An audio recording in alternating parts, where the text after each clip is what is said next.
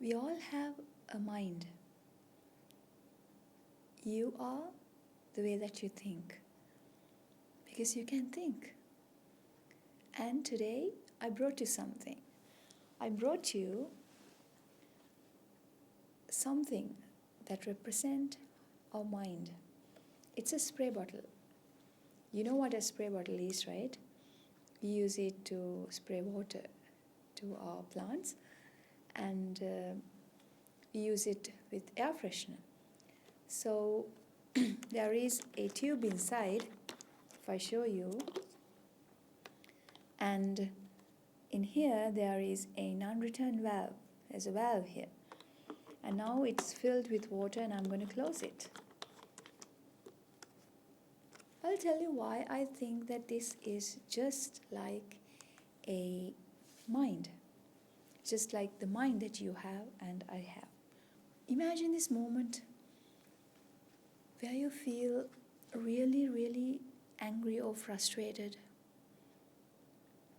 The feeling of anticipation. You're waiting for your son to come home, and you have this hope that he'll arrive in any moment now. And in that very specific moment, you get this urge, you get this feeling of waiting. Do you like that feeling?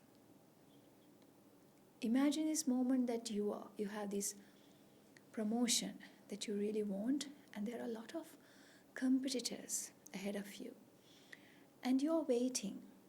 You think that, of course, I'll get that. But in the end, your friend or maybe your colleague gets it. Imagine the pressure that you feel. Imagine that suffering that you feel. Nobody likes it. Not even you, not even me. And sometimes there are moments that you wait to celebrate the birthday of your loved one, your husband, your wife, or your boyfriend, girlfriend. You bake this beautiful cake, delicious cake, and you wait for them to come home. You're waiting with the surprise of a present, but they have gone to someone else's party and they're not even answering their phone. Imagine that moment, and how do you feel in that moment? Do you feel happy? No, you feel like you want to tear them a new page. You feel like you want to tell them off, because he knew that I was planning something like this, because I should be his first priority, that he should just understand the effort that I have put to organize all these things. So once they come, I'm going to tell them off. So you're thinking, you're even collecting words and trying to think the things that you are going to tell when they come home. Imagine that moment. Do you like it? Do you like that moment? Nobody likes it. Every mind undergoes the same kind of pressure in that specific moment. Every mind. It's like you feel that only I feel that pressure. No. If the causes get aligned the same way, then I will feel the same kind of pressure that you feel. So every mind undergoes the same kind of pressure. It doesn't matter who it is, whether it's your mother, whether it's your father, your child, the smallest child that you have, it doesn't actually matter. When you feel that feeling, it's same for everyone. So that is a mind. So how is that related to our spray bottle? So this spray bottle is having this non-return valve, and when you press this once, what really happens is the air particles inside the tube gets released, gets removed from here, and the air particles are less now inside the tube, so there is a void inside the tube. And that void is creating a low pressure inside it. It's unbearable for that tube. So it's always waiting, waiting, waiting to get filled. And the water particles come inside the tube because of that.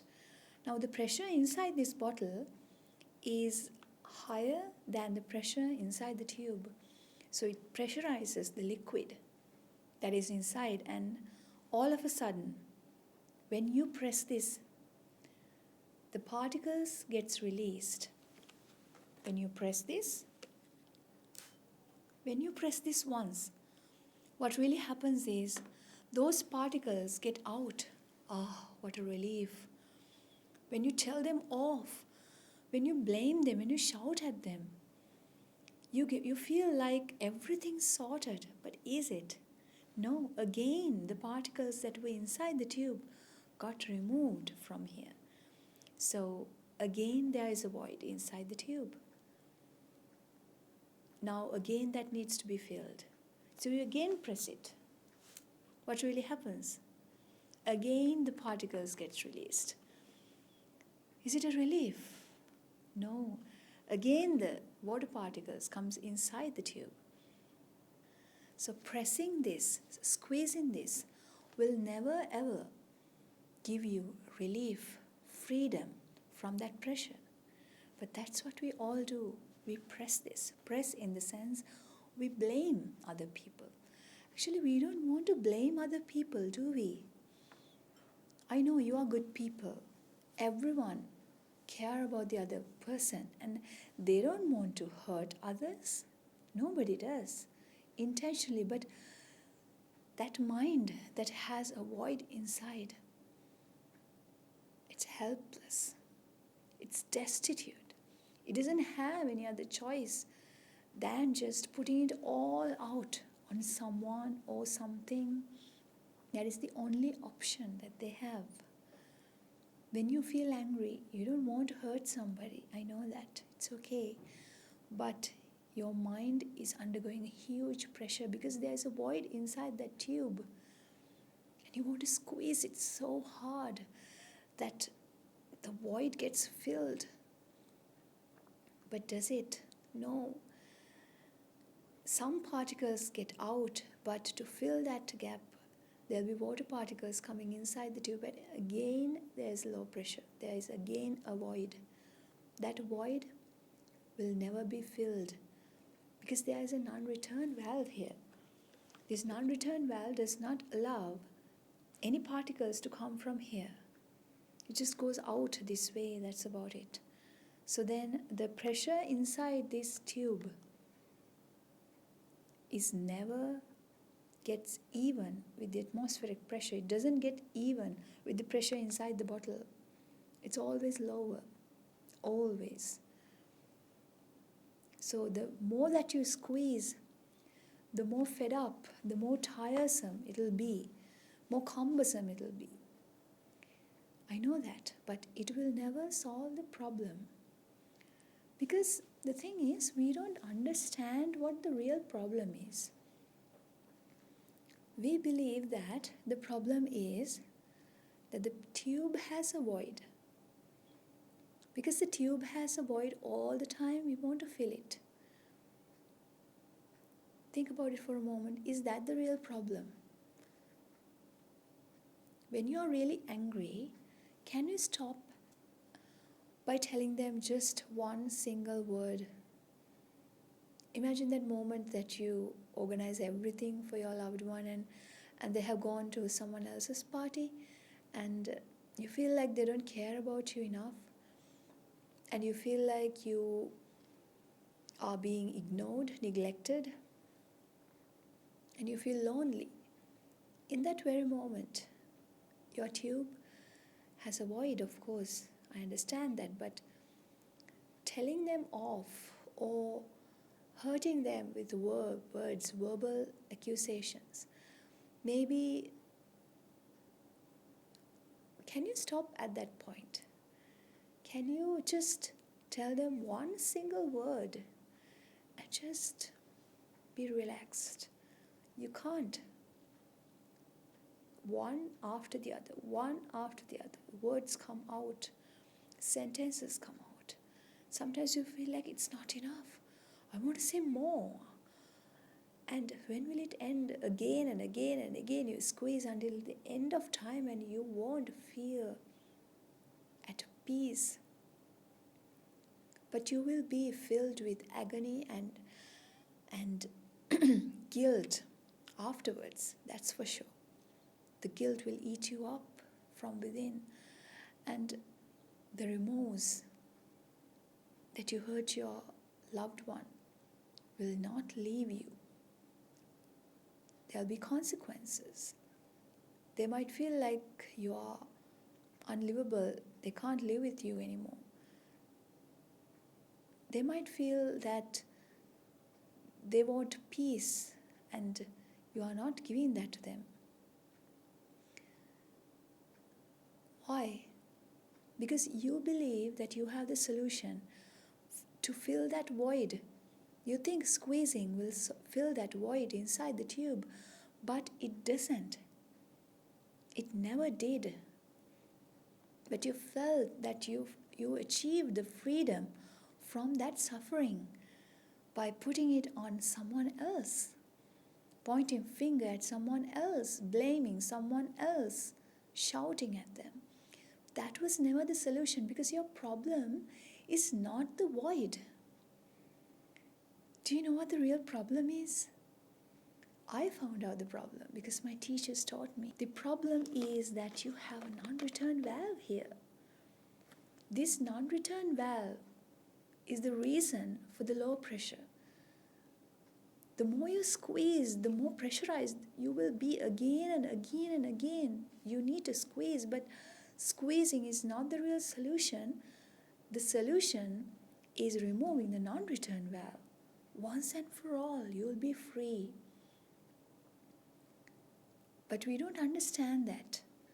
All throughout the sansar, all throughout our lives, we were told that, we experienced that from the society, maybe from your friends, from your family, that the only solution is putting it on someone else, doing something about it. So I met this young girl the other day. She was 16 years old, and she told me this very sympathetic story. Her father is addicted to alcohol, and she lives with the grandmother, the father's mother. And every day the father comes home after having alcohol, and what he does is he blames her, he shouts at the grandmother, his mother. In that very moment, the other person gets pressurized, and what really happens is, now they start to squeeze it again and again and again on someone else.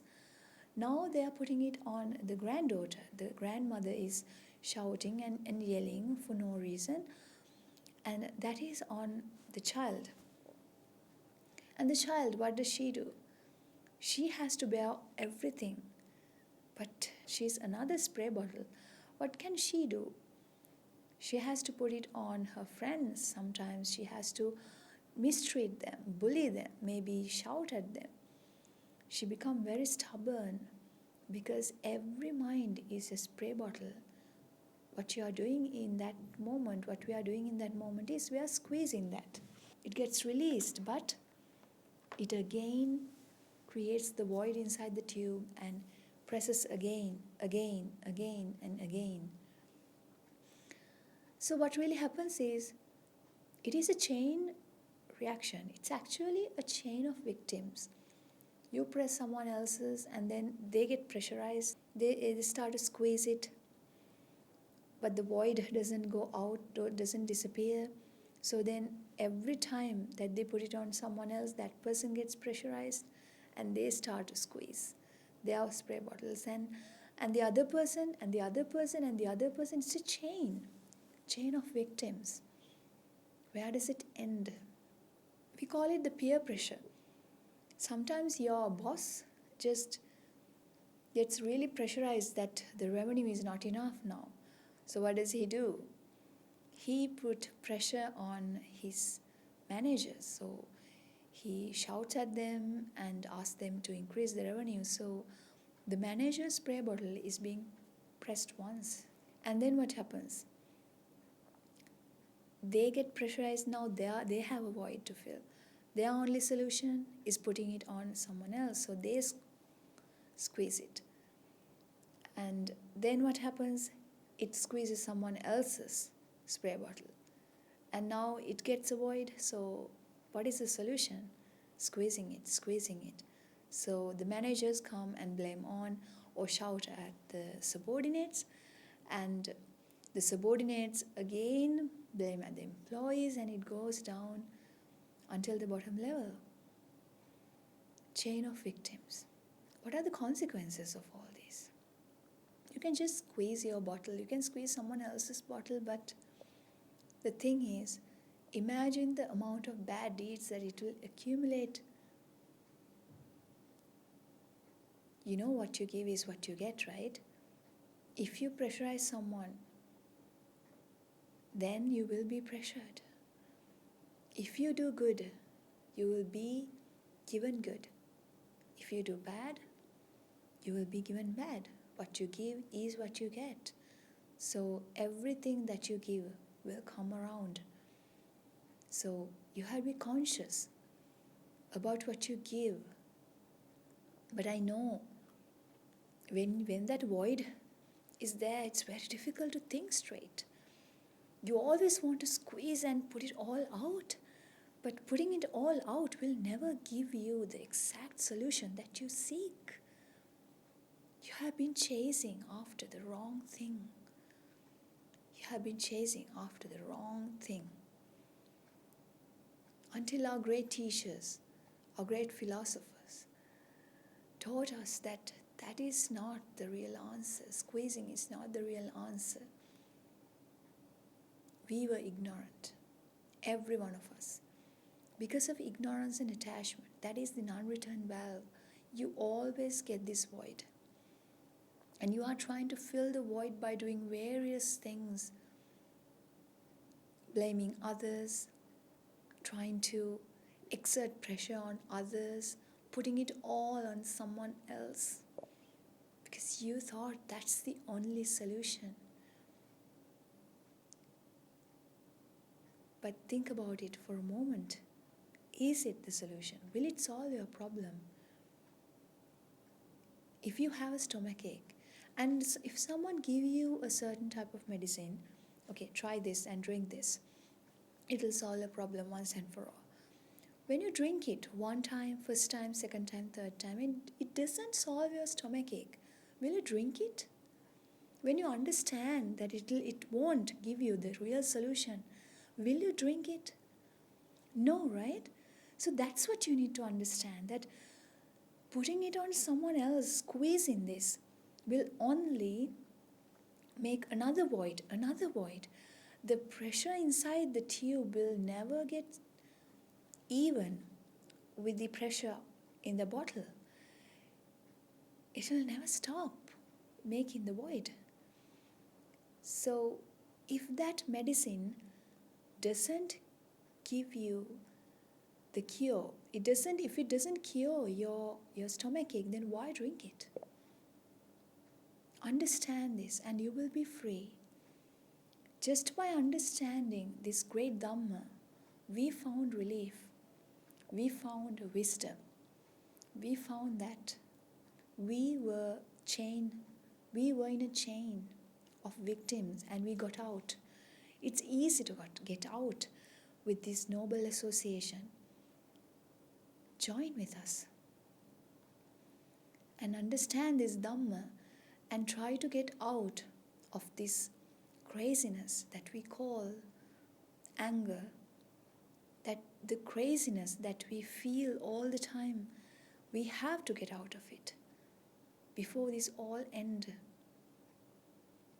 Before you see the snake, it's like the snake and ladder game, I always think.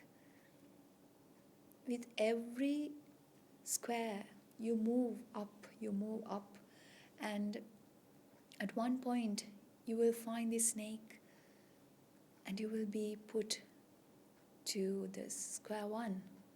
You will come to square one and you will have to start over. That's when it all ends and you won't remember any of this. You will have to start from the scratch. You will have to learn how to walk. You will have to learn how to eat. You don't know how to change your nappy. You have to do it on your own. But you don't know how to. You have to just cry and your mother will come to you and help you with it.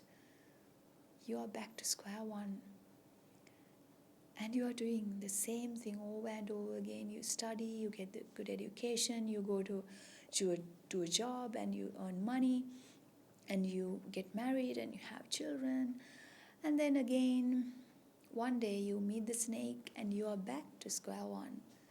Again, you have to learn how to crawl, you have to learn how to eat. You will have to start from scratch. Again and again and again, it's a cycle. What are you after?